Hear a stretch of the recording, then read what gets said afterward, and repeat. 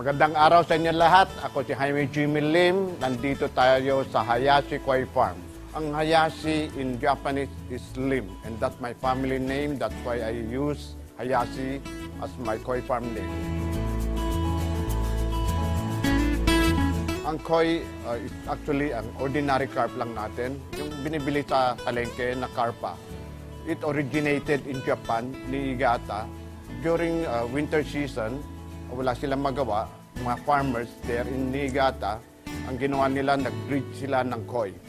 And some mutations comes out. May mga pula lumabas, and they keep on inbreeding them, line breeding them. And they were able to develop some breed na lumabas, mga Kohaku, Sanke, Showa, from there, and more varieties na ilabas nila. Marami koi keepers believe that keeping koi brings good luck.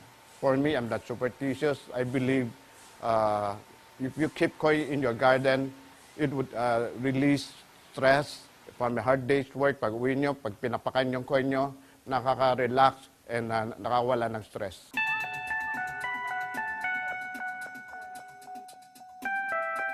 There are lots of variety in koi. The most famous of them, the most sought after are the Kohaku, Sanke, and Showa. We call them Gosanke.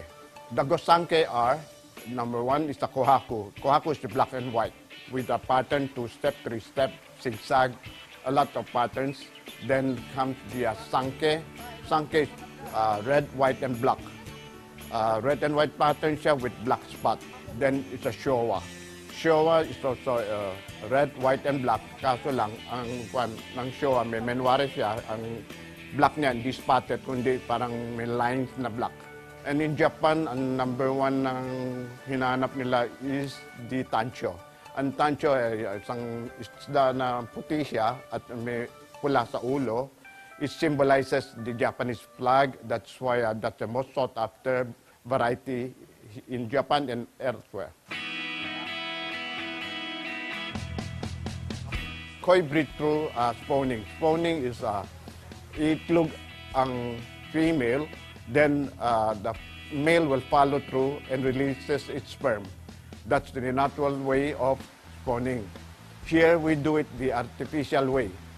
Artificial insemination, what we do, we let them try, they start to spawn. When they start to spawn, iniwalay na namin sila, pinapatulog namin, then kinukuha namin ng egg sa female, then kinukuha namin sperm sa male, tapos nilalagay namin sa bowl, pinaghiwalay namin ang bowl kung iba-ibang ang male ang gagamitin namin.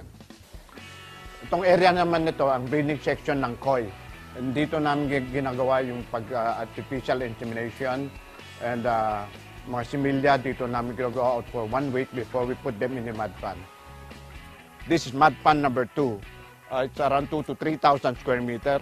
Ang nilagay namin dito mga around 2,000 to 3,000 na fry. So, mapansin ninyo, may mga lubid dito. That's the protection for the babies na hindi sila kainin ng mga ibon. You have to put your koi in the mud pan para lumaki sila. Mas mabilis sila lumaki, and do not put high dense. Low density in order to grow. After 45 days, we have our first culling. Culling is selection. We take out those we don't want, those rejects, and cut down the density, and ibinabalik namin sa mud pan in order to have a lower dense and mas mabilis sila lumaki. Ito naman ang mga bagong harvest namin, galing mud pan.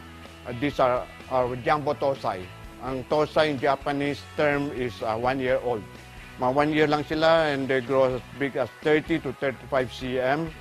And the purpose of this harvest is to cull them. It's more fulfilling to breed koi than other fish because ang chances of getting a good one is very slim. Unlike other fish, pag breed mo, isang klase lang sila. Let's say barbs, pag lumabas, parang-pareho sila. Walang challenge because walang pattern, walang conformation, walang kulay. But in koi, ang daming pattern, ang daming variety, mas masarap and more challenging to breed koi than other fishes.